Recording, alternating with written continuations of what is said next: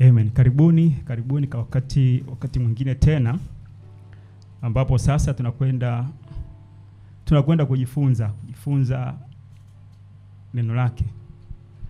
Moja ya kitu ambacho ni cha ajabu kwa habari ya neno la Mungu.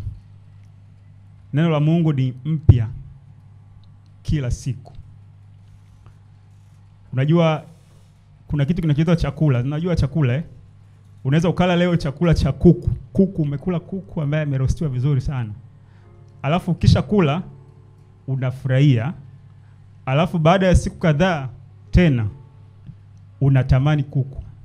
Alafu siku akioka pale mbele unavomla. Unamla kana kwamba haujawahi kula. Kwa ndio maana ya chakula. Chakula unapokula unashiba. Kwa wakati huo inawezekana kama umetosheka. Lakini unapokuja kusikia tena inakuwa ni kitu kipya. Kwa hiyo ndio maana ni muhimu sana kuweza kujifunza mara kwa mara, usizoom. Kujifunza mara kwa mara ili kwamba tuweze kufanya nini?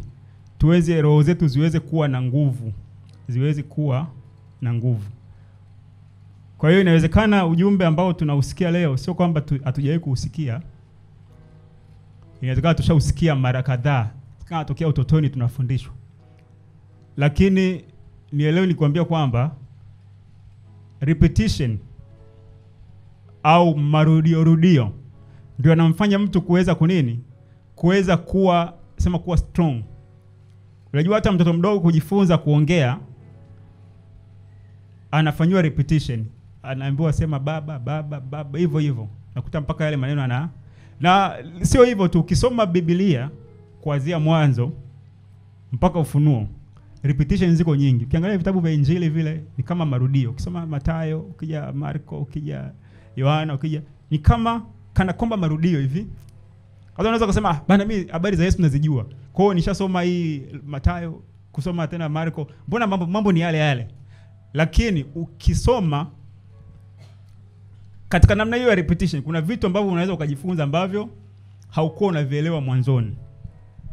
Kwa hiyo nimetanguliza maneno haya kwa sababu inawezekana ujumbe ambao tunakwenda kuusikia leo tumeshausikia mara nyingi. Na unajua ujumbe ambao nimeusikia huu, ujumbe utakuwa na kichwa kinachosema ufahamu uhuru wa msamaha. Ufahamu uhuru wa msamaha.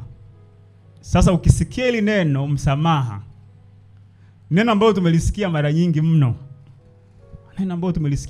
Msamaha.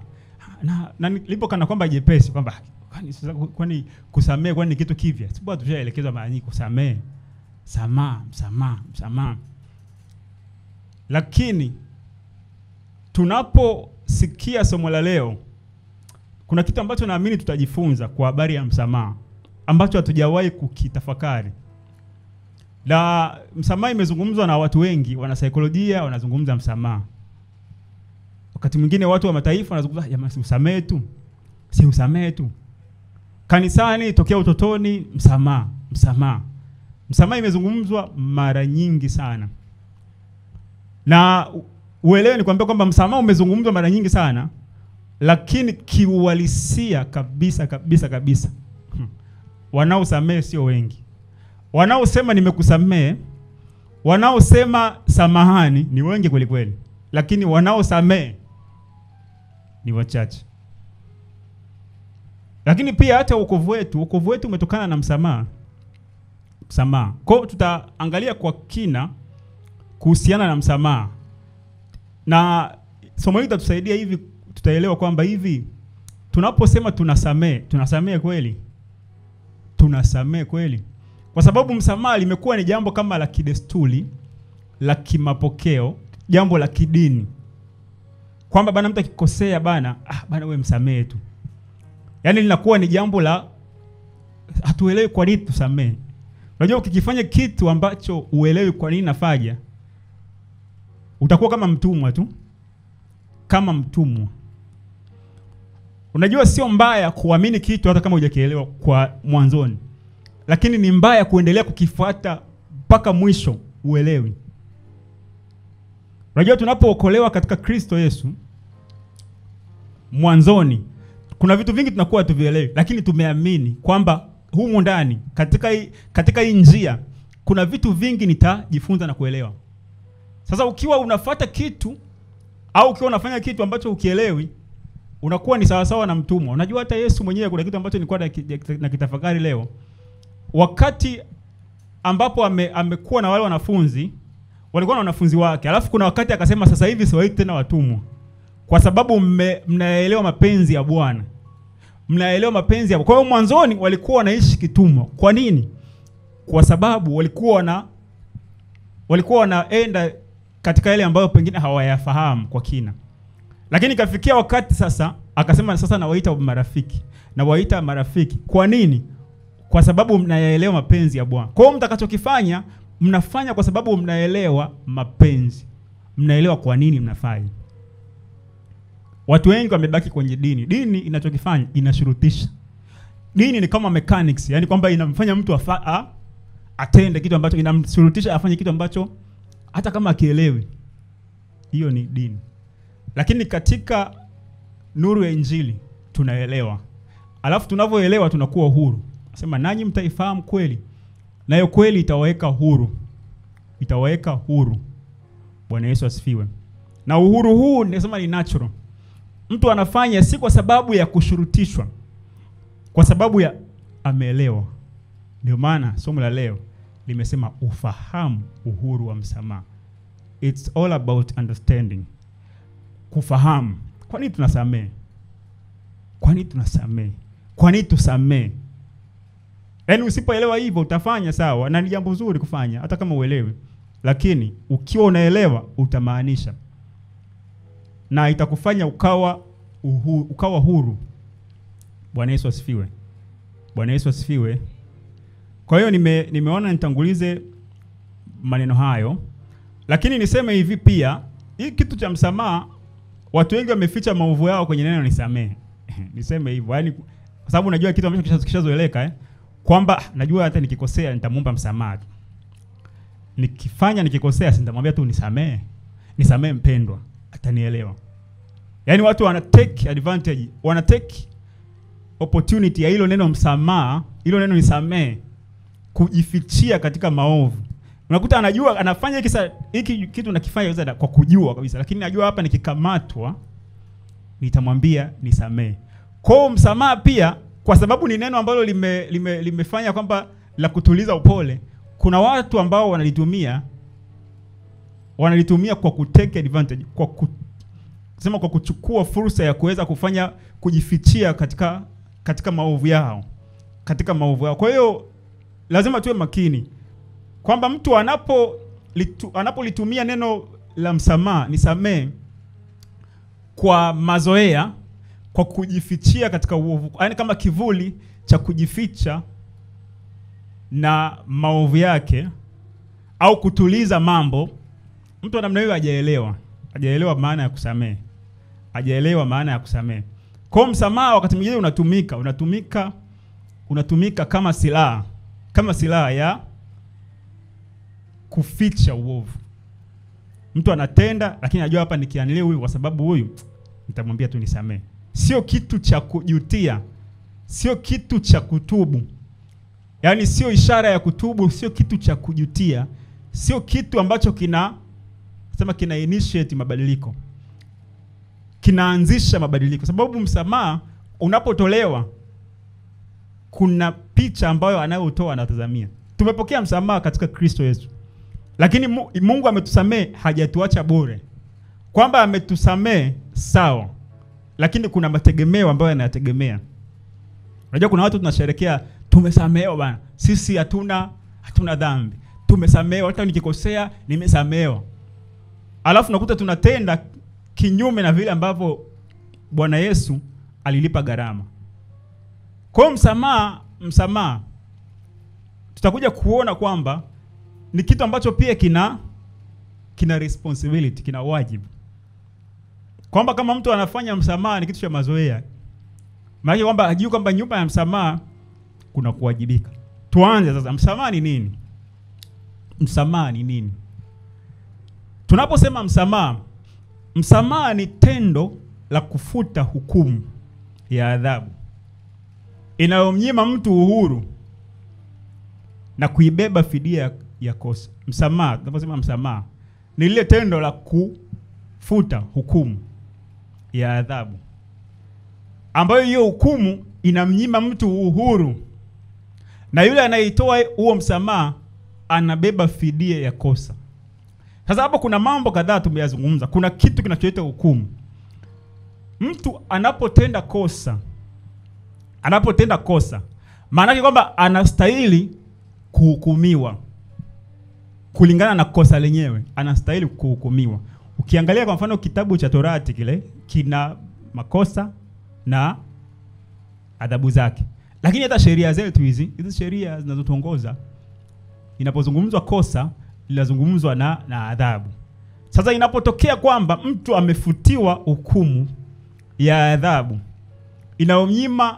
inaomnyima uhuru, alafu na yule anayetoa anaibeba fidia ya kosa. Kwa sababu niseme hivi, tutakuja kuona kwa kina hapa katika hiyo kuibeba fidia ya kosa, kwamba mtu anapotoa msamaha maana yake ni kwamba nini? Anakupa nini? Anakupa second chance, anakupa nafasi nyingine. Kwa sababu kosa, unapohukumiwa kwa kutenda kosa fulani, maana yake kwamba kwa sababu ya adhabu yoyote inachokifanya inakunyima kitu kimoja kinachoitwa uhuru. Inakunyima uhuru. Kwamba nikitenda kosa, nikikuadhibu wewe, maana katika kipindi chako cha adhabu kuna uhuru fulani ambao unaukosa. Kwa msamaha unachokifanya, unafuta hukumu. Umekosea jambo, umemkosea mtu, natakiwa nikae mbali na wewe, natakiwa nikutenge. Umekosea, natakiwa labda nikupe adhabu fulani ambayo hiyo adhabu itakufanya pengine katika yale mazingira uliyokosa ukae mbali. Sasa mimi ninaamua kutokukupa hukumu. Lakini kutokukupa hukumu huko hakuondoi kwamba umekosa. Yaani nataka kusema ni hivi, ni kwamba mtu anapotenda kosa, hata kama amesamehewa, kusamehewa kwake hakuondoi ile kosa. Hebu ngoja nikuulize kwa mfano swali hili. Mtu ameiba, si ndio? Ameiba, akaenda akauza kitu, lakini wewe ukamsamehe, si ndio? Kile kitu amekiuza, ukamsamehe, ukaacha kumhukumu. Unafikiri kile kitu chao kimeibiwa kimefutika? Hakijafutika. Sasa maana yake kwamba yule aliye kupa msamaha, maana yake kwamba lazima alipe fidia kile kilichopotea, hata kama ni cha kwake. Unajua kitu chako kikipotea lazima utanunua tena, si ndio? Maana yake kwamba lazima ulipe fidia. Kwa msamaha unampa mtu, nasema badala ya ni mhukumu katika namna ambayo itamnyima uhuru, naamua kumpa uhuru kwa kuendelea kututumikia adhabu. Pengine kama kuna adhabu ambayo ingetakiwa apewe, anapata uhuru. Lakini maana yake kwamba fidia inabaki pale, kwamba lazima nilipe fidia. Sasa watu wengi tunasema tunasamehe, lakini hatukubali wakati mwingine kulipa gharama ya msamaha tulioutoa. Tutakuja kuona kwa kina hapa. Ni kitu ambacho nakimaanisha hapa. Sasa tunaposema uhuru ni nini? Kwanza tuangalie uhuru, alafu tuendelee kwa mbele. Tunaposema uhuru ni hali ya kuwa na maamuzi yako mwenyewe ndani ya mipaka yako. Kwamba mtu anasema huyu mtu yuko uhuru, au mimi nina uhuru. Ninamaanisha nini nakisema nina uhuru? Maana kwamba nina uhuru wa kufanya maamuzi ndani ya mipaka yangu. Kwa sababu nikisema mipaka, pia ndani ya mipaka yangu maana yake nini? Ndani ya masharti na vigezo vilivyowekwa. Kwa sababu niseme hivi, tunaposema uhuru usio tafsiriwa na mipaka, huo sio uhuru. Kwamba tukisema uhuru, lazima uhuru kuwe na mipaka au kuwe na vigezo na masharti. Kwa uhuru usio na mipaka, huo unatengeneza uasi. kwamba tunaposema sisi tuko huru, maana yake ni kwamba tuko ndani ya vigezo na masharti fulani. Kwa hiyo tuna ndani ya mipaka ile tunapokuwa naweza ngafanya maamuzi ninayotaka. Kwa hiyo uhuru unatafsiriwa na kufanya maamuzi ninayotaka mwenyewe, lakini ndani ya vigezo na masharti haya, ndani ya mipaka hii. Kwa hiyo hata sisi tunaposema tuko huru katika taifa letu, lazima tuko huru mbali na nini? Tuko huru pengine mbali na utumwa wa kikoloni, lakini ndani sasa ya uhuru ambao tumeupata kuna vigezo na masharti.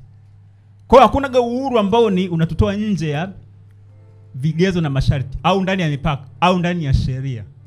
Uhuru wowote unatafsiriwa kwamba kuwa ndani ya mipaka fulani, lakini uko ndani ya mipaka kuna maamuzi unaweza kuyafanya free bila kuingiliwa na walio nje ya mipaka. Tunaenda sawa? Sasa tukisoma kwenye kitabu cha Mwanzo 2 kuanzia mstari wa 16, tunaona hapa kitu ambacho nimetoka kukizungumzia hapa ndani ya mipaka. Sema Bwana Mungu akamwagiza huyo mtu akisema, matunda ya kila mti wa bustani waweza kula. Sema walakini matunda ya mti wa ujuzi wa mema na mabaya usile, kwa maana siku utakapokula matunda ya mti huo utakufa hakika. Mwanadamu anaambiwa unaweza kukala matunda yote, lakini akaekewa sasa mipaka. Matunda ya mti wa mema na mabaya, ujuzi wa mema na mabaya usile. Kwa hiyo alipewa uhuru wa kula matunda yote. Hiyo ni tafsiri ya uhuru. Lakini kuna mipaka imewekwa kwamba matunda haya usile. Kwa hiyo alikuwa na uhuru wa kula matunda yote, kasoro. Unakuwa na uhuru wa kufanya, lakini kasoro. Na Warumi 6:18 anasema mlipokwisha kuwekwa huru mbali na dhambi mkawa watumwa wa haki. Kwamba tutakuja kuona kwa kina sasa hili neno, lakini hata si uhuru tuliopokea umetuweka mbali na dhambi, lakini pia ukatufanya tukawa watumwa wa haki. Kwamba tunapokuwa huru, sisi tunasema tuko uhuru katika Kristo, na tutakuja kuona msamaha unaoleta uhuru, lakini kuna namna fulani ule uhuru lazima utusababishie kukaa ndani ya mipaka fulani. Kwamba msamaha unaotoa kuna namna ambavyo tuna expect uhuru wa msamaha. Kuna namna fulani ambavyo mtu unamseti kukaa katika mipaka fulani ambayo anatakiwa akae. Bwana Yesu asifiwe. Bwana Yesu asifiwe. Hapo mwanzo sisi tulikuwa huru. Tulikuwa huru mbali na Kristo, au tulikuwa tumeasi. Tukapokea msamaha wa kuja huku katika upande huu. Ina maana msamaha tuliopokea unatukip kukaa katika mipaka ndio hapo tunazungumzia uhuru wa msamaha. Bwana Yesu asifiwe. Na kingine pia nataka nisome sasa hapa, tuangalie asili ya msamaha. Asili ya msamaha. Msamaha asili yake ni nini? Kwa sababu unajua kila kitu kina asili. Na ukijaribu kukistudy kitu, kwa nini kitu kimewekwa, unaweza ukaelewa umuhimu wa kitu. Unapojua kwa nini kitu kimewekwa, kimetokea. Kwa nini msamaha umekuwepo? Msamaha umekuwepo kwa sababu ya makosa. Msamaha umekuwepo kwa sababu ya makosa. Kwa hiyo unapoona watu wanakosea kwenye mazingira ambapo watu wanakosea, manake mahali hapo panastahili kuwa msamaha nao uwepo. Kwa sababu msamaha, kama watu wanapatia msamaha, hauna kazi, si ndio? Msamaha hauna kazi.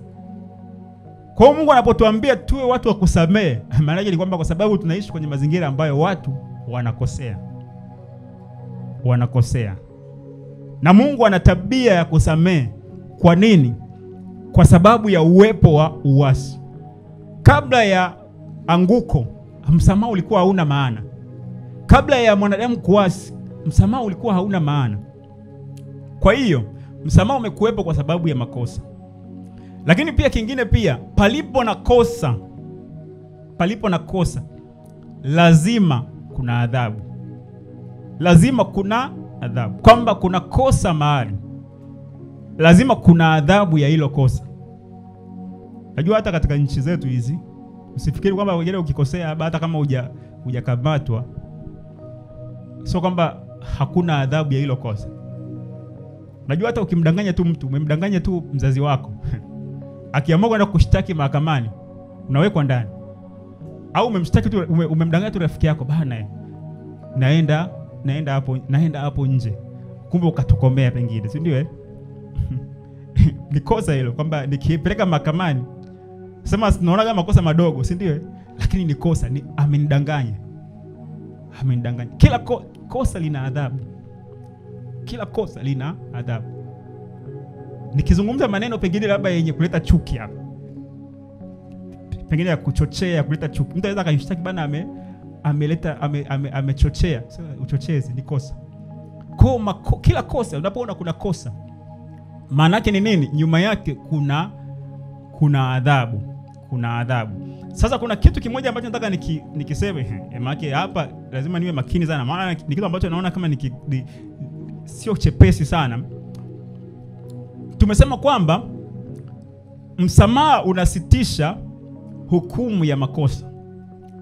Msamaha unasitisha hukumu ya makosa. Umenidanganya, badala ya kuhukumu kwamba wewe umenidanganya, ni kuhukumu maana yake ni kwamba ni kunyime uhuru. Kwamba unajua kuna namna uhuru, kwamba tulikuwa marafiki, tulikuwa tuna interact. Sasa na kufanya kwa kwamba wewe na kunyima uhuru kuwa huru nami. Kwamba tulipokosa mwanzoni, tulikosa ule uhuru wa kuingia mbele za Mungu. Ndio maana mwanadamu alipoasi, utakuja kuona alifukuzwa Eden. Kwa kuna uhuru aliukosa mbele za Mungu. Unapokosea mtu, una kila haki ya kumnyima uhuru wa kuwa karibu naye. Una kila haki. Kosa lolote, kuna namna ambavyo kosea unanyima. Ndio maana hata katika dunia hii ya ulimwengu huu, ukikosea ukapelekwa mahakamani, kitu ambacho kinatolewa kwako ni uhuru. Unawekwa ndani. Kuwekwa ndani kuna kufanya nini? Ukose uhuru. Kwa kila kosa lina hukumu. Kwa hiyo msamaha unasitisha ile hukumu ambayo inakufanya ukakosa uhuru. Sasa kitu ambacho kingine ambacho natatukielewe, kama nilivyosema kwamba ukitenda kosa ukapokea msamaha, haifuti matokeo ya lile kosa ulilofanya. Au alifuti kwamba ulifanya kosa, haifuti. Kwa sababu kama mtu ameharibu kitu, ameiba au ametenda jambo fulani ovu, ameshampiga mtu, amemuumiza, alafu akasamehewa, ile kwamba nimekusamehe, haifuti ile nini? Ile kovu pengine. Au kama mtu ameumia, haifuti. Sasa hiki kitu ambacho kimeacha alama, hiki kitu ambacho kimeharibiwa au kimepotea, hiki kitu ambacho kimeharibiwa akiondolewa na msamaha, kinaondolewa kitu kinaitwa fidia. Kwa msamaha unampa mtu uhuru, unampa mtu second chance, unaondoa hukumu, lakini lazima fidia ilipwe. Sasa inaweza ikalipwa na wawili. Inaweza kalipwa na yule ambaye amemsamehe, au yule ambaye amesamehewa badala ya kuhukumiwa kunyimwa uhuru anaamua kulipa fidia. Kwa hiyo msamaha pasipo fidia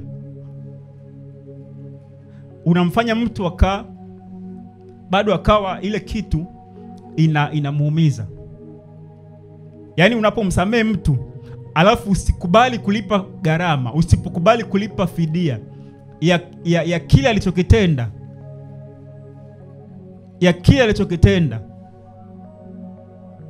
maana nikisema namsamehe mtu lazima nikubali kulipa fidia. Fidia ya nini? Fidia ya kile ambacho, ili kila kitu nisikumbuke tena. Unajua kwa mfano kama ukiibiwa simu, si ndio nimeibiwa simu. Mtu akaniibia simu yangu, alafu nikamsamehe, alafu natembea sina simu. Nitaendelea kumkumbuka, sema yani napitia haya kwa sababu yani amenitenda.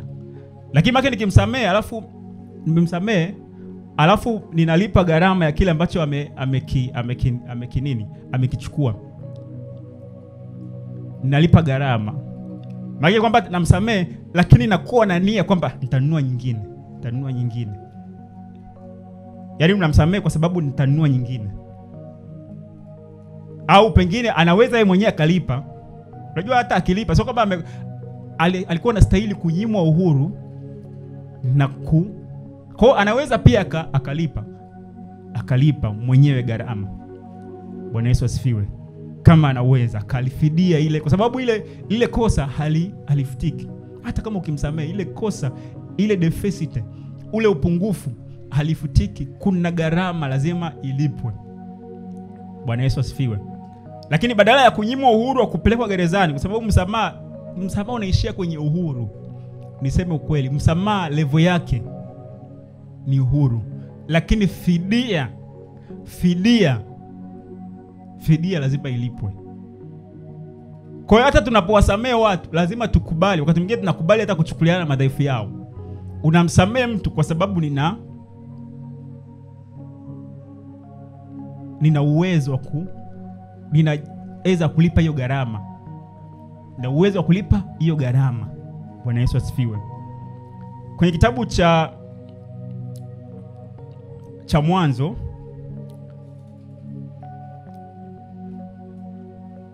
kwenye kitabu cha Mwanzo 2:16 nimezungumza hapa kitu kimoja ambacho kwamba kila kosa lina hukumu au lina adhabu. Mwanzo 2:16 tunaona hapa Mungu yuko clear kuanzia 16 na kwenda 17 kwa habari ya hukumu ya kosa. Anasema Bwana Mungu akamwagiza huyu mtu akasema, matunda kila mtu wa bustani unaweza kula, lakini matunda ya mti wa ujuzi wa mema na mabaya usiale, maana siku utakapokula hakika utakufa. Maana yake ni kwamba huyu mtu kosa atakalolitenda, kwa maana kwamba atakapoasi maagizo yangu akala, Mungu akatangaza adhabu ya hilo kosa. Adhabu ya hilo kosa ni nini? Kifo. Maana ni kwamba tangu mwanzo Mungu anatuonesha kwamba ukitoka nje ya maagizo yangu kuna hukumu. Kwa hiyo mwanadamu mwanzoni kabisa, kabla ya kifo kuwepo, alikuwa ana kitu kinachoitwa sema uzima wa milele. Alikuwa anaweza kuishi milele. Alikuwa anaweza kaishi milele mwanadamu. Lakini baada ya kuasi maagizo ya Mungu, akaasi maelekezo ya Mungu, na adhabu ilikwisha kutangazwa kabisa kwamba ukila, adhabu yake, matokeo yake ni kifo. Kwa hiyo mwanadamu akapoteza ule uzima wa milele. Kwa nini? Kwa sababu sasa tunakuja kuona kwamba mwanadamu katika Kristo tumesamehewa, si ndio? Katika Kristo Yesu tumepokea msamaha. Lakini msamaha tuliopokea tunakuja kuona kwamba kuna adhabu ambazo ziliambatana na mwanadamu kuasi kanuni ya Mungu. Aliambiwa utakufa, lakini pia kuna zile kulingana na category. Akaambiwa mwanamke atazaa kwa uchungu, na sisi tutatafuta kwa jasho, si ndio? Wanaume tutatafuta kwa jasho. Tunaona kwamba tumefutiwa, kuna hukumu ambayo imefutwa. Tumefutiwa hukumu ambayo tumefutiwa. Lakini tutakuja kuona kwamba katika kipindi hiki tunachoishi, tekelezea vizuri hapa, maana hapa unaweza ukachanganya kidogo. Katika kipindi ambacho tunachoishi, bado yale matokeo, japokuwa tuko ndani ya msamaha, lakini matokeo ya kile alichokifanya Adam bado yako halisi. Maana kwamba watu wanakufa. Miili hii yenye kuharibika, watu wanakufa. Japokuwa kuna msamaha, lakini watu bado wanazaa kwa uchungu. Watu wanatafuta kwa jasho, lakini kuna msamaha. Sasa msamaha katika Kristo, katika nyakati hizi, katika wakati huu, unatupa nini? Unatupa access, kwa sababu mwanadamu kitu ambacho alikipoteza kwa sababu ya kuasi, alifukuzwa Eden. Maana kwamba alifukuzwa Eden, maana nini? Maana kwamba ule uhuru wa kwenda mbele za Mungu ukapotea. Ule uhuru ukapotea. Kwa msamaha umetupa access, umetusababishia sisi tunaweza mbele za Mungu tunakubalika. Sasa tutakuja kuona hukumu ambayo imefutwa ni hukumu ya kifo. Maana kwamba Mungu anatuahidia kupokea uzima ule wa milele. Pokea ule uzima wa milele. Lakini uzima wa milele ni kitu cha ahadi. Kwa sababu katika Kristo, tunapokufa katika Kristo, maana kwamba tuna tumaini la kufufuka. Na tutakapofufuliwa tena, tutafufuliwa tukiwa na miili mipya, sio miili hii. Sio miili hii. Sasa kuna kitu ambacho nataka nikizungumze hapo. Tunaona kwamba Mungu alipotaka kumsamehe mwanadamu, hakumsamehe tu bure bure hivi kwamba bana sasa mwanadamu nimemsamehe. Yeye ndo alitangaza adhabu. Alitangaza hukumu ya adhabu kwamba atakufa. Sasa ili aweze kufuta hiyo adhabu, ili aweze kufuta, yaani msamaha wake ukae vizuri, kwa maana kwamba amsamehe kweli kweli, ili mlazima yeye lazima pia alipie fidia. Kwa maana kwamba kama huyu mtu anachopoteza ni uhai. Sababu unajua, kwanza niseme hivi, Mungu hana kigeugeu. Amesema kwamba utakufa, maana yake kwamba lazima utakufa. Aliposema kwamba utakufa, lazima utakufa. Lazima utakufa. Kwa nini? Kwa sababu Mungu hana kigeugeu. Ina maana kwamba kama ili mtu asife, kuna namna fulani lazima afanye nini? Atengeneze namna ambayo italipia gharama. Ndio maana nikasema kwamba kosa ukilifanya, kuna namna fulani unaweza ukapoteza uhuru mbele ya yule uliyemkosea. Lakini ili ule msamaha uwe kamili, uwe halisi, yani yule mtu ambaye amekutangazia msamaha lazima akubali kulipa fidia ya kile ambacho aidha umemharibia, umekipoteza. Anabeba dhamana. Kwa hiyo mwanadamu alistahili kifo. Ina maana gharama ya kila alichokifanya ilikuwa ni uhai wake, ulikuwa unadaiwa. Sasa Mungu anataka kutusamehe na alishatangaza adhabu ya kifo. Ina maana kwamba mtu huyu ili amwokoe lazima atoe uhai. Alipe gharama ya kile ambacho alitakiwa kukilipa, kwa sababu uhai wake ulitakiwa unadaiwa kwa ajili ya kosa lile ambalo amelifanya. Kwa hiyo msamaha, niseme hivi, msamaha unaendana na responsibility. Unaendana na wajibu. Unamsamehe mtu, lazima tutengeneze ndani utayari wa kuweza kunini? Wa kuweza kulipa gharama au kuweza kuendana naye.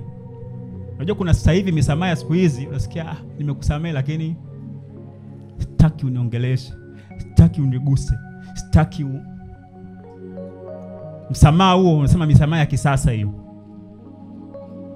Msamaha usiokubali kulipa gharama, huo sio msamaha. Bwana Yesu asifiwe.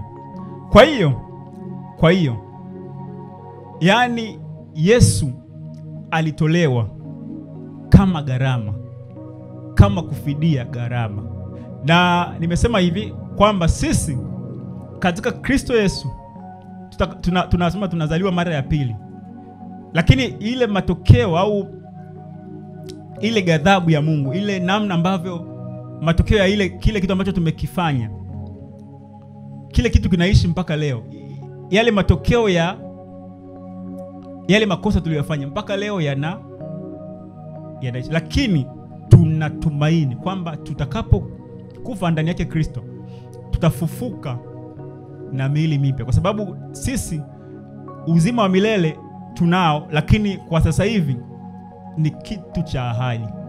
Ni kitu cha tunachokitazamia. Tunatazamia uzima wa milele.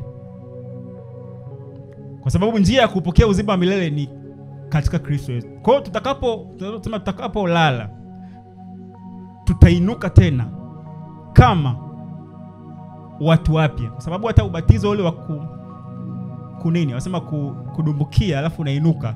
Maana kwamba ni kama kuzaliwa mara ya pili, unaashiria kuzaliwa mara ya pili, kwamba nimekufa nikafufuka, mtu mpya. Ndio maana anasema asiyezaliwa mara ya pili hawezi kurithi uzima wa milele. Kurithi uzima. Kuzaliwa mara ya pili ni nini? Maana kwamba namwamini Yesu Kristo, alafu ninapomwamini Yesu Kristo nina uhakika siku nitakapolala nikiinuka, nitainuka nikiwa mpya. Bwana Yesu asifiwe. Bwana Yesu asifiwe. Sasa kuna kitu ambacho nikiseme hapa katika haya ambayo nimeyazungumza, afu taenda mbele. Nasema kwa kitabu cha Wakorintho 15 kuanzia mstari wa 50, nasema ndugu zangu nisemayo ni haya, ya kuwa nyama na damu hawawezi kurithi ufalme wa Mungu, wala uharibifu kurithi kutokuharibika. Angalieni na waambia ninyi siri. Asema tutalala sote, lakini sote tutabadilika. Asema kwa dakika moja, kufumba na kufumbua, wakati wa parapanda ya mwisho. Maana parapanda italia na wafu watafufuliwa, wasiwe na uharibifu, nasi tutabadilika. Maana sharti huu uharibikao uvae kutokuharibika, na huu wakufa uvae kutokufa. Basi huu uharibikao utakapovaa kutokuharibika, na huu wakufa utakapovaa kutokufa, hapo ndipo litakapokuwa lile neno lililoandikwa, mauti imemezwa, kuwapi kushinda kwako? Kuwapi kushinda kwako mauti? Kushinda kwako. Wapi mauti uchungu wako? Alikuwa analizungumzia kwa habari ya siku ya mwisho. Sasa kuna ambao watalala katika Kristo, watainuka na miili mipya. Lakini parapanda itakapolia, sisi ambao tunamwamini Kristo, maana yake kwamba hata miili yetu itabadilishwa, itavaa kutokufa. Kutokufa. Bwana Yesu asifiwe. Kwa hiyo msamaha wa dhambi, hukumu ilikuwa ni nini? Msamaha wa dhambi, hukumu ilikuwa ni nini? Hukumu ilikuwa ni kifo. Sasa kifo kinafutiliwa mbali. Maana kwamba lazima tupokee ule uzima wa milele. Tupokee uzima wa milele. Lakini pia kuna uhuru tuliopoteza mbele zake. Tukafukuzwa katika bustani ya Eden, tukarejeshewa ule uhuru. Nina ujasiri wa kupaingia patakatifu pake kwa damu ya Yesu. Kwa hiyo msamaha, kila msamaha kuna gharama ya kulipa. Wengi tunasema tunasamehe, lakini hatutaki kulipa gharama. Kulipa gharama ya kile ambacho tumetendewa, au kile ambacho tumekipoteza. Bwana Yesu asifiwe. Na naposema hivi namaanisha nini? Namaanisha nini? Kwamba msamaha una nature gani? Msamaha una asili gani? Yaani unapomsamehe mtu alafu ukamnyima uhuru, aidha wa kuzungumza na wewe, kuja kwako, hatuwezi kusema huo tena ni msamaha. Na kusamehe lakini hatuongei tena. Unajua hapo mwanzo tulikuwa tuna mawasiliano na Mungu. Adam na Mungu walikuwa wanawasiliana muda wote. Lakini kwa sababu ya dhambi kuna namna fulani ambavyo kukaribia uso wa Mungu ilikuwa ni ngumu mno. Unajua hata wana wa Israeli kuna neema fulani waliipokea. Walifika kipindi cha neema, lakini sio kila mtu alikuwa anaenda tu patakatifu pake. Walikuwa wanaenda wateule wachache, kwa makuhani. Kuingia patakatifu ilikuwa ndo hatari. Yaani kuna namna masharti yalikuwa yamewekwa mara moja kwa mwaka. Lakini hata kwa wale ambao kitokeo kina Musa, kina nani, kuna namna fulani ambavyo kuna neema fulani ambavyo walikuwa wameipata. Ilikuwa sio rahisi kwa kila mtu. Lakini Mungu akaamua sasa kwamba sisi ambao tulipoteza ile access mwanzoni, alipe gharama kwa ajili yetu. Kwa hiyo msamaha, unaposema msamaha, unaposema nakusamehe lakini tusizungumze, nakusamehe lakini mimi na wewe mawasiliano basi, huo sio msamaha. Kwa sababu tunaona msamaha wa Mungu, kitu ambacho ulichokifanya, ulirejesha access, kitu cha kwanza. Kwa sababu uzima wa milele ni kitu ambacho tunakuja kukipokea. Lakini kitu cha kwanza kabisa ambacho ulikirejesha ni ile access ni ile namna ya sisi kuweza kupaingia patakatifu, ile communication. Unajua iko hivi, ukimnyima mtu uhuru wa kutengeneza au kuwasiliana, maana kwamba hautampa nafasi pia hata ya kufidia. Unajua iko hivi, inawezekana mtu amefanya kitu fulani ambacho pengine kikakuuma. Pengine labda ni rafiki yako, ni mwenzi wako.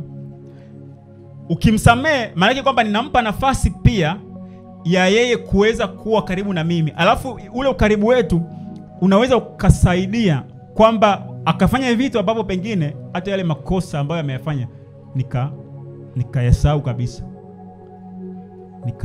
kabisa. Lakini nikimnyima access, maana kwamba historia yangu mimi na yeye itaishia pale alikonitendea. Inawezekana pengine labda kuna kitu fulani alikifanya, alafu akakufanyia jambo kubwa zaidi. Kwa nini? Kwa sababu nilimpa access. Kwa Mungu anatupa msamaha pia hata sisi, kwa sababu anachotegemea ni nini? Anategemea aone mabadiliko kwetu. Anategemea tuenende kwa utukufu wake katika ulimwengu. Kwamba ametusamehe sawa, lakini ametusamehe akiwa anatazamia kwamba atusaidie kuweza kufanya nini? Kuweza kusimama tena, kuweza kutenda kwa utukufu wake. Kwa introduction tu tunaanza kuelewa kwamba hivi kweli tunasamehe. Tunaposema tunasamehe au kwa mdomo. Kwa sababu msamaha kama nilivyosema unaendana na kuwajibika. Unaendana na kumpa mtu uhuru. Unaendana na kulipa pia ile fidia ya sisi tumesamehewa, tumepata access, lakini pia fidia imelipwa. Fidia ya kosa letu imelipwa. Kwa hiyo sisi hatudaiwi. Tumepata uhuru wa kwenda mbele zake, lakini fidia imelipwa. Kwa hiyo ninachotaka kusema ni nini? Ninachotaka kusema kwamba tunaposamehe tuwe na nia kwamba namsamehe, lakini msamaha wangu ni umpe huyu mtu pia uhuru. Unajua ukikosea ukapelekwa mahakamani ukahukumiwa, kuna kitu umekipoteza, uhuru. Unawekwa ndani. Alafu pia unawekwa ndani na ile deni utalilipa. Sababu unajua ukafanya kama umechukua kitu cha mtu, kuna namna ambavyo unawekwa ndani na utalipa na fidia. Sasa tuangalie namna mbalimbali ya kulipa gharama. Unajua kwenye kulipa gharama kuna namna mbalimbali unaweza ukalipia gharama. Na kama Mungu alilipa gharama kwa makosa yetu, alilipa gharama kwa sisi kupokea msamaha. Ina maana sisi tunaposamehe watu lazima tuwe tayari kulipa gharama. Watu wengi tunasamehe afu tuko tayari kulipa gharama. Huo sio msamaha. Kwa sababu kama nilivyosema, mtu akikosa kosa lile alilotenda, kuna gharama lazima ilipwe ili mambo yakae shwari. Yaani lazima kuna gharama ilipwe ili mambo yakae shwari. Kwamba nikimsamehe mtu kuna namna fulani ambavyo nategemea kwamba naweza nikainuka tena, anaweza kainuka tena, naweza nikakaa vizuri tena. Kwa hiyo kuna namna mbalimbali za kulipa gharama. Tuelewe hiyo. Unapomsamehe mtu kuna namna mbalimbali ya kulipa gharama. Kitu cha kwanza, mtu anapokukosea, anapotenda kosa, alafu unaamua kumsamehe, maana yake kwamba gharama ambayo unatakiwa uweze kuilipa, jambo la kwanza, uweze kuendelea kumtendea mema. Uweze kuendelea kumtendea mema. Yaani kama unasema umemsamehe, maana kwamba nini? Gharama ambayo unatakiwa uilipe ni kuweza kuendelea kumtendea mema, kuweza kuendelea kutenda mema. Kwa sababu iko hivi kwamba mtu ametenda jambo baya, amekutendea jambo baya. Si ndio? Kama amekutendea jambo baya, maana yake ni kwamba fidia ya hilo jambo baya iliyokutendea ilitakiwa jambo zuri. kwamba kama ametenda jambo ambalo linakuumiza, ina maana fidia ambayo ilikuwa inahitajika ya jambo ambalo amelitenda ni jambo lenye kufurahisha. Kwa jambo baya linalipwa kwa jambo jema. Kwamba kama ametenda ubaya, anatakiwa kitu ambacho kinatakiwa pale ni jambo jema. Sasa inawezekana kabisa kwamba kulingana na nature ya tabia, kulingana na mwenendo wake, kulingana na nini, hawezi kukupa mema. Kwa hiyo na wewe lazima uwe tayari kufanya nini? Kuweza kufidia mema. Yaani lazima wewe uweze kutenda mambo mema, kumtendea yeye mambo mema. Kwa sababu kama amekutendea ubaya na wewe ukamtendea ubaya, hiyo inaitwa kisasi. Na penye kisasi hapo, maana kwamba kama wewe unamlipa kisasi, maana kwamba haujamsamehe. Kitabu cha Warumi 12 kuanzia mstari wa 19 nasema, wapenzi msijilipize kisasi, sababu bali ipisheni ghadhabu ya Mungu, maana imeandikwa, kisasi ni juu yangu, mimi nitalipa, anena Bwana. Sema, lakini adui yako akiwa na njaa mlishe, akiwa na kiu mnyweshe, maana ufanyavyo hivyo utampalia makaa ya moto kichwani mwake. Usishindwe na ubaya, bali ushinde ubaya kwa wema. Hebu jaribu kutafakari jambo hili, kwamba sisi ndo tulimkosea Mungu, si ndio? Sisi ndo tulimkosea Mungu kwa kuasi maelekezo yake. Alafu yeye ndio anatendea mema kwa kumleta Kristo Yesu kwa ajili yetu. Yaani katika logic ya kawaida kwamba sisi ndo tumekosa, maana kwamba sisi ndo tungetakiwa tulipe gharama. Sasa sisi hatuwezi kulipa gharama. Kwa nini?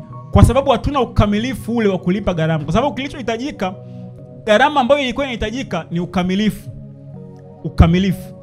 Sasa tumemkosea Mungu sisi, alafu Mungu ndo analipa gharama kwa ajili yetu. Ndio maana neno la Mungu linapokuja, Mungu anachokisema ndio anachokifanya.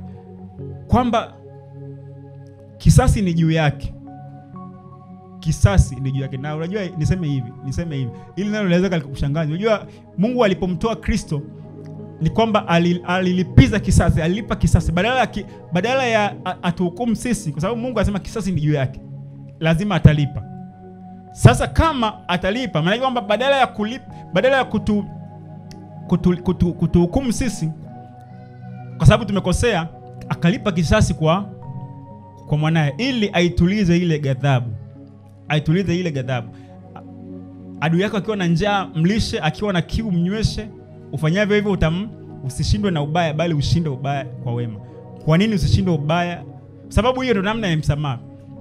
Kwamba amekufanyia jambo baya, unatakiwa ulipe mema, kwa sababu yeye alichokikosa ni jambo jema. Amekosa kutenda mema. Hawezi kutenda mema. Kwa hiyo msamaha, namna ya kulipa gharama ni kutenda mema. Mtu akikufanyia jambo ambalo ni unaweza kutenda mema, kama uwezi kutenda mema, usitangaze msamaha. Huo msamaha huo utakuwa ni wakinafi. Kwamba nasema nimemsamehe, alafu bado unaendelea kutenda mambo magumu kwake, naendelea kumlipia kisasi. Ukisema nimekusamehe, maana yake ni kwamba nini? Uweze kuendelea kutenda mema kwake. Kutenda mema kwake. Msijilipize kisasi, ipisheni ghadhabu ya Mungu, kisasi ni juu yake. Adui yake akiwa na njaa mlishe, usishindwe na ubaya. Sisi tulimtenda Mungu makosa, lakini yeye akalipa gharama. Na kitu kingine pia ambacho nataka kusema, kuna hizi scenario jamani, kwamba unajua unaweza ukamsamehe mtu amekutendea kosa. Unajua, hebu piga picha hii. Mtu amekutendea kosa, alafu ni nunda, kwamba anajihesabia haki, bana mimi sijakosea bana. Yaani amefanya kosa, alafu tumeambiwa tusamehe, lakini yeye ni nunda, akamwambia bana mimi sijakosea. Usinitishe, mimi sijakosea. Anakuwa ni nunda. Sasa kuna scenario ya namna hiyo. Mtu wa namna hiyo unamsamehe, sawa. Kwangu mimi simhukumu. maana kwamba mimi bado naendelea kuwa, lakini kuna kitu kimoja lazima pia, kuna namna amesema Mungu ndo analipa kisasi, ndio analipa kisasi ni Mungu, lakini sio tu Mungu, hata mamlaka za ulimwengu hizi mamlaka za ulimwengu. Biblia iko katika kitabu cha Warumi 13 kuanzia mstari wa 13 kuanzia sura ya 13 kuanzia mstari wa 3. Kuna kitu cha ajabu sana ambacho tunatakiwa tukielewa. Warumi 13 mstari wa 3 anasema, kwa maana watawalao hawatishi watu kwa sababu ya matendo mema, bali kwa sababu ya matendo mabaya. Anasema basi wataka usimwogope mwenye mamlaka, fanya mema nawe utapata sifa kwake. Anasema kwa kuwa yeye ni mtumishi wa Mungu kwako kwa ajili ya mema. Lakini ogopa ufanyapo mabaya, ogopa, kwa maana hauchukui upanga wake bure, kwa kuwa ni mtumishi wa Mungu alipizaye kisasi mtenda mabaya kwa ajili ya ghadhabu. Kuna hao watu wenye mamlaka za ulimwengu hizi. Mamlaka za ulimwengu. Kuna mamlaka mahakama, kuna maaskari na kadhalika. Hizo ni mamlaka. Sasa Mungu ameziweka hizo kwa ajili ya nini? Kulipa kisasi kwa ajili ya watenda mabaya. Kuna mtu anatenda kosa, alafu hakubali kufanya nini? Bado anaendelea kujihesabia yake. Hakubali kuomba msamaha. Unajua mtu akikuomba msamaha, bana, kwa kweli nimekosea hii, naomba nisamee, unaweza ukaangalia, sababu huyo mtu sababu lazima pia upime. Kuna misamaha ya kustakishari. Unajua yeye misamaha ya stakishari yeye lazima pia nao iangalie huyu mtu, bora kama msamaha wake huyu hajamaanisha. Kwa mtu amekuomba msamaha wa stakishari au hajajiomba msamaha, ndo nunda baba mimi amekosea, afu bado anajihesabia haki. Unajua kuna mtu anaweza akakuibia afu akakomaza shingo. Mimi sijaiba bana, mimi sijaiba. Mtu ana namna hiyo ili kumsaidia. Wewe unaweza usimnyime ule, kwa maana kwamba unaweza ukamsamee, lakini usimwache hivi hivi. Usimwache hivi hivi. Amesema Mungu kwamba kisasi ni juu yake, lakini pia amesema kuhusiana na hao wenye mamlaka. Anasema kwamba hao wenye mamlaka, anasema ni kuwa ni mtumishi wa Mungu alipizaye kisasi mtenda mabaya kwa ajili ya ghadhabu. Hao ni watumishi wa Mungu. Hizi mamlaka zilizowekwa zimewekwa kutenda mapenzi ya Mungu. Kwa maana gani? Umetenda kosa, alafu mimi sikuhukumu, ila nakupeleka ukaadhibiwe. Sija kuadhibu mimi, kwa sababu ilitakiwa mimi ni kuadhibu. Adhabu ambayo ingetakiwa ni kuadhibu, ambayo ingeonekana dhahiri, nikutenge kabisa, usiwe. Lakini kwa moyo wa upendo lazima nakupeleka mahakamani. Kwa nini? Kwa sababu haujaomba msamaha, lakini bado unaendelea kujihesabia haki. Umeona unaendelea kujihesabia haki. Lakini lazima uangalie pia. Kuna vitu hiyo ndio sema hekima ya Mungu ikuongoze. Kuna wakati mwingine ukamwachia Mungu wewe pamoja. Bana Mungu, kama ni mume wako ukimpeleka mahakamani, unapima kiwango cha kosa.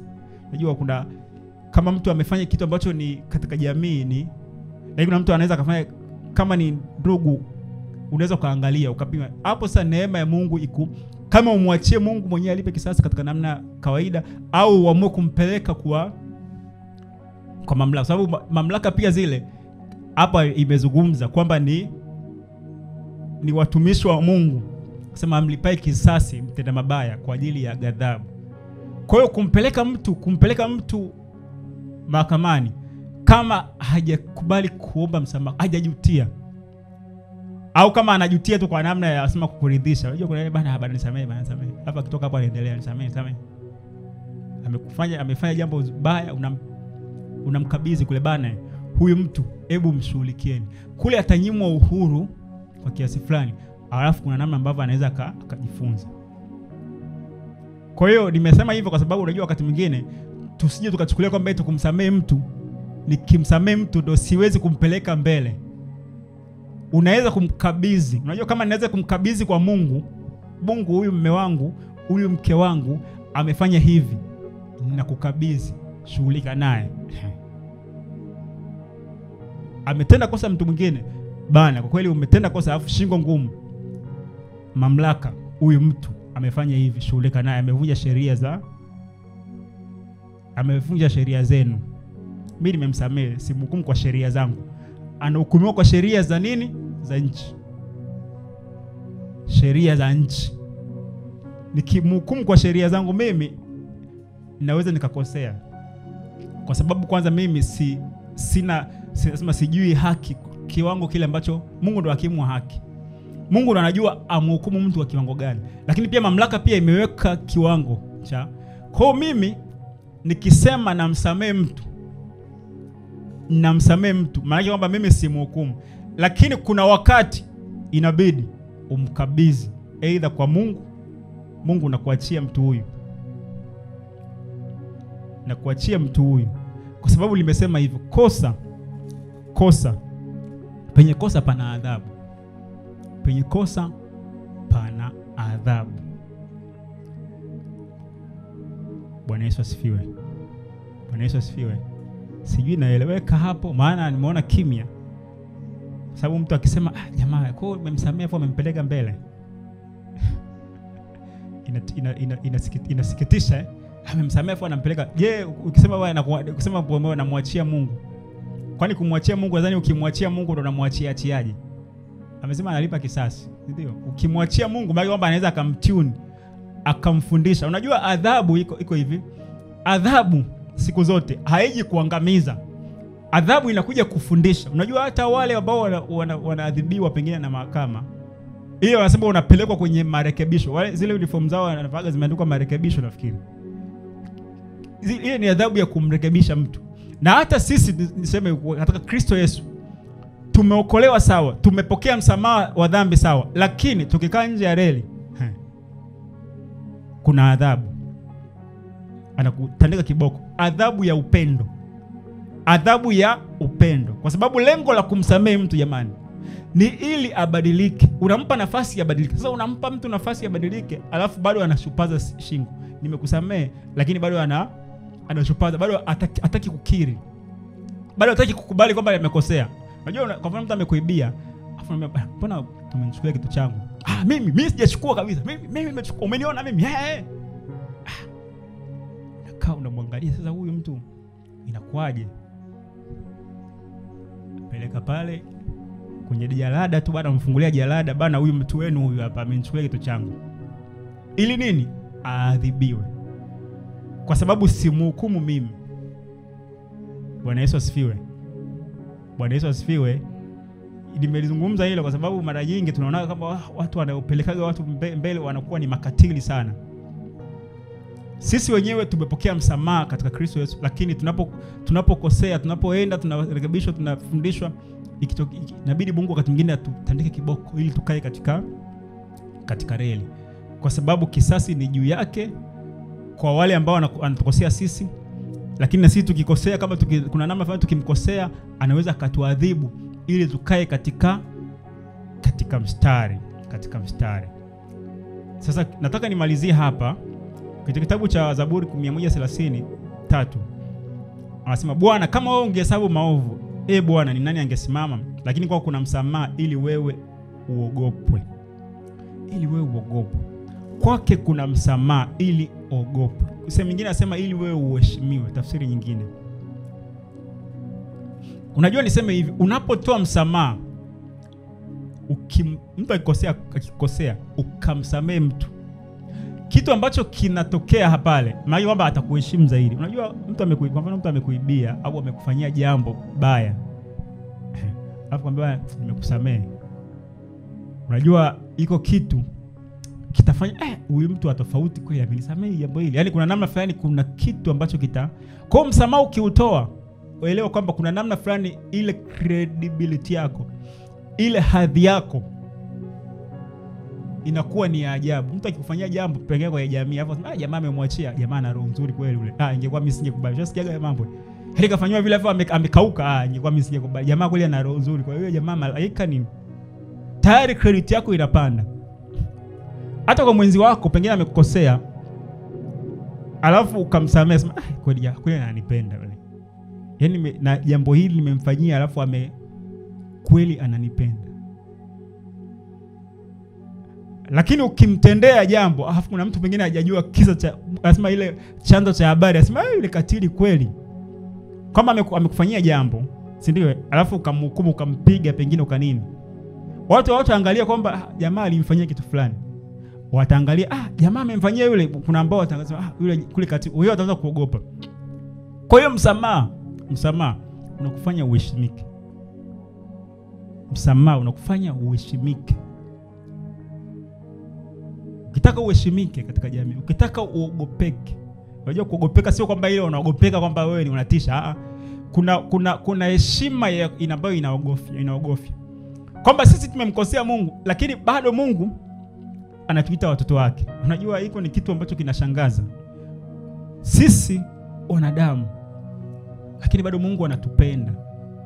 Kwa makosa tunayoyatenda mbele za Mungu, kama tukimwamini Kristo ya kwamba katika yeye tunapokea msamaha wa dhambi. Tunapokea msamaha wa dhambi, au tunapokea, tustahili hukumu, tunapokea ile, tunafutiwa hukumu. Maana kwamba kuna namna fulani ambavyo pia tukielewa hiyo kitu tutazidi kumheshimu sana. Ndio maana kitu ambacho kinatufanya tumsifu Mungu na tumheshimu ni msamaha. Hiyo nikifikiria namna ambavyo nilivyo mimi, nilivyotokea pengine, au kamilifu mwanadamu nikifikiria, alafu Mungu anatuita watoto wake. Yaani hiyo kitu inatutosha kabisa kwamba tumheshimu, tumuogope, tumtii. Msamaha wake. Msamaha. Hivi ukifikiria mbele, kama Bwana angekuwa anahesabu makosa yako, hivi ungedhubutu wewe kulitaja jina lake? Kwa mfano, Mungu sasa ametoa maelekezo kwamba tusidanganye, tusifanye hivi, tusifanye hivi. Tafakari hayo yote ambayo Mungu anatufundisha. Alafu fikiria kwamba hivi kwamba Mungu angekuwa anahesabu yote, tungestahili kweli kusogea mbele zake. Anasema lakini kwake kuna msamaha ili yeye aheshimiwe. Kwa hiyo tunataka tupokee heshima. Tunataka tupokee, sema tuheshimiwe na watu watutii. Kuna namna fulani tukienenda katika jamii, watu watuone tofauti. Kitu cha msamaha kionekana. Kwa msamaha si tu kwa ajili ya yule ambaye tunampatia, ila ni kwa ajili yetu sisi. Kwa sababu alipae kisasi, niseme hivi. Yaani alipae kisasi, mtu anayelipa kisasi. Kila anayotendea analipa kisasi. Mtu namna hiyo kuna image ambayo anayo katika jamii. Kuna image ambayo anayo. Kuna wale ambao wataona akilipa kisasi lakini wasielewe chanzo cha habari. Kuna scenario moja nishawahi kuionaga. Mtu kuna kosa moja alilifanya, alafu kwa sababu ya hasira za ule mtu akamzabua. Sasa watu walivyoona anamzabua, kama jamaa katili kweli, kazaje kumzabua, yani kampiga vile. Sasa unaweza kujitetea, wewe hujui tu umenifanyia nini, mpaka useme hayo yote tayari wewe ushapoteza kibali. Sema hiyo masuala ya kubalance story, sio kila mmoja anaelewa kwamba bana alifanya hivi akamfanyia hivi. Hakuna, sio kila mmoja anaelewa. Kwa hiyo tuelewe pia, unamsamehe mtu kwa ajili yangu mimi mwenyewe. Kuna wakati mwingine nisipomsamehe nikamchukulia mtu hatua, itanidhalilisha. Wewe fikiria kwa mfano kwa wazazi wetu, si ndio? Wangekuwa labda yale makosa wanaotendeana, pengine yale makosa ambayo pengine wanatendea tokea wamekutana, wakaanzisha familia, wangeamua kuachana pengine katikati. Watu huku nje wangewaona, yani wale jamaa, yani wameshindwana kabisa. Unajua kushindwana nako hiyo ni sifa ambayo kidogo sio nzuri Kwa kuna wakati unabidi usamee. Kwa nini? Kwa sababu yani status yako. Mtu ambaye asamei anabomoa pia status yake. Bwana Yesu asifiwe. Kwa hiyo nimesema hili kwa sababu tuone msamaha sio kwa ajili ya yule tu ambaye anastahili kupokea msamaha, hata kwa ajili yangu mimi mwenyewe. Lakini nikasema pia unaposamee uwe tayari kulipa fidia. Fidia niliyosema ni nini? Fidia ni kwamba kuna kosa ambalo limetendeka, maana kwamba kuna mema ambayo yanahitajika kuonekana zaidi. Mungu alitusamee lakini akalipa fidia.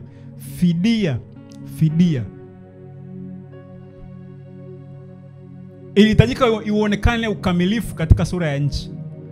Akamtoa mwanae ili aje kuenenda kwa ukamilifu. Ili aende kwa ukamilifu. alivyoenda kwa ukamilifu ndio akafaa kuwa sasa kutangaza msamaha wa dhambi. Kutangaza msamaha wa dhambi. Panapokuwa na ubaya, kinachohitajika msamaha, lakini msamaha ambao uko tayari kulipa fidia, kulipa gharama. Unasamehe, ukubali kulipa gharama. Unasamehe, unatenga. Unasamehe, una condemn. Unasamehe, unalaani. Unasamehe, huo sio msamaha. Unaweza ukamsamehe mtu katika namna ya kama nilivyosema, alafu pia ukaipisha pia ghadhabu ya Mungu au ghadhabu ya mamlaka imtengeneze, lakini wewe umeachilia. Wewe umefanya nini? Umeachilia. Bwana Yesu asifiwe. Neno hili kidogo limekuwa ni gumu, lakini tuelewe kabisa Mungu anatuhitaji sana tuwe ni watu wa kusamehe.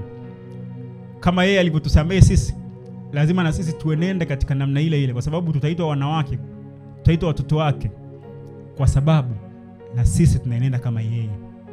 Kama yeye anatuvumilia, na nilivyosema kwamba msamaha upo kwa sababu ya makosa. Msamaha upo kwa sababu ya makosa. Msamaha umetokana na uwepo wa makosa.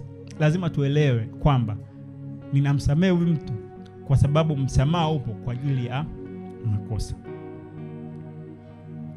Mtu asiyekubali kuomba msamaha, mtu asiyekubali kukiri, sema yule nunda, naye pia ili kumsaidia katika namna moja, unaweza Roho Mtakatifu pia anakuongoza, kwa sababu kuna kiwango kama nilivyosema, kuna kiwango inabidi mtu aadhibiwe ili aone makosa yake. Unajua kuna kumwadhibu mtu wakati mwingine kuna msaidia mtu aone makosa yake kwamba kwa kweli nilikosea. Ajitafakari. Unajua kuna mtu mwingine anakosea, alafu aone kama anakosea, anaendelea kukosea. Aonye mara nyingi akashupaza shingo, atavunjika. Sasa ile kuvunjika inaweza kawa ni namna ambavyo ya kwa kweli niliambiwa lakini niliambiwa nisifanye hivi, lakini nikaendelea kufanya, nikavunjika. Sasa uzuri wa kuvunjika, unaweza kuvunjika shingo, sema atapata dawa, si ndio? Hatopata dawa, lakini kuna funzo fulani ambalo linabaki. Kwa msamaha ni kitu cha muhimu sana katika maisha yetu. Msamaha unaleta uhuru.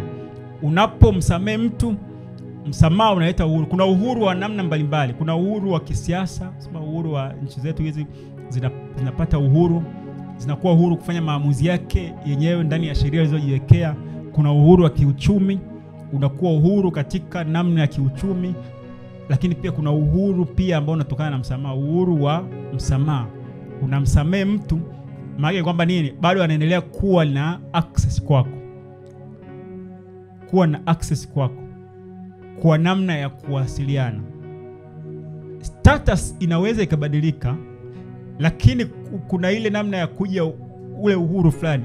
Kama unamnyima uhuru kabisa, yani hawezi tena kuja mbele zako, hapo huo sio msamaha.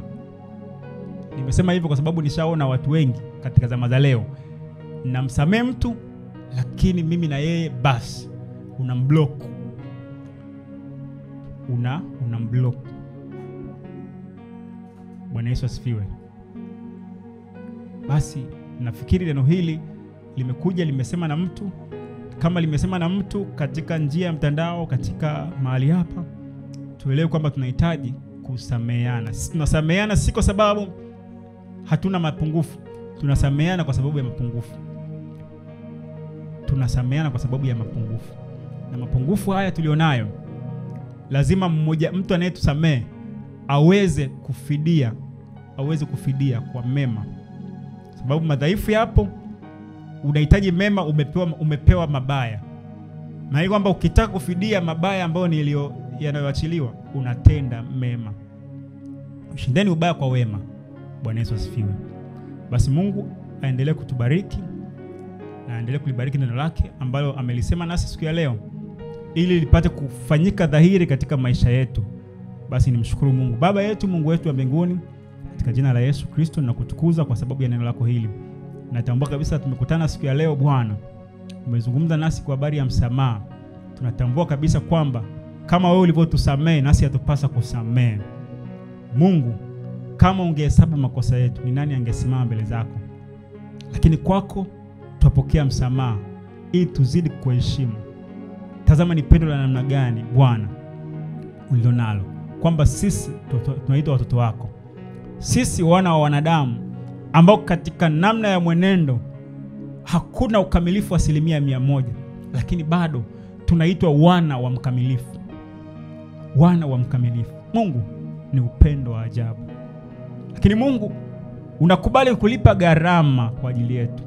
Unakubali kutuvumilia, unakubali kutuchukulia, unakubali kuenenda nasi hivi hivi tulivyo, ukiwa unategemea kwamba hakika tutakaa katika njia yako. Tena wakati mwingine unatuadhibu ili tuweze kufahamu ya kwamba Mungu unatupenda.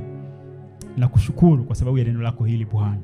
Ukaendelea kutuimarisha katika wewe, na sisi tukukue katika wewe, tukiendelea kufahamu mapenzi yako na tukiendelea kukomaa katika wewe, ili utukufu wako upate kudhihirika katika maisha yetu.